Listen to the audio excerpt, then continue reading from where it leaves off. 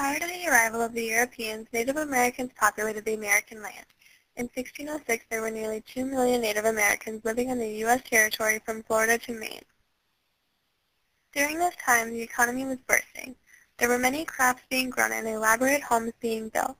The natives went about their everyday lives, which included growing and harvesting crops, making baskets and jewelry, holding their tribal dances and ceremonies, and establishing their extravagant communities.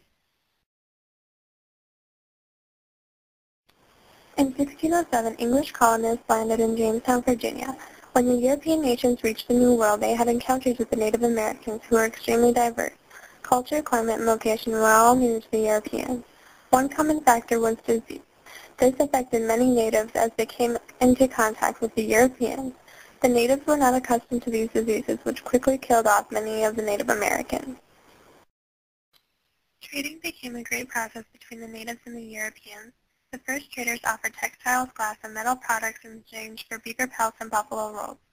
These trades did not end until the Europeans had virtually killed off and taken over the native population, land, and other valuables. Some of the items natives were able to gain from the trades were guns, steel hatchets, cloth, kettles, and so on. As the Europeans became more comfortable on the lands, they began enslaving the Native Americans. The Europeans believed they were more powerful than the natives because they had more powerful weapons, while the natives believed giving the Europeans gifts such as gold symbolized peace.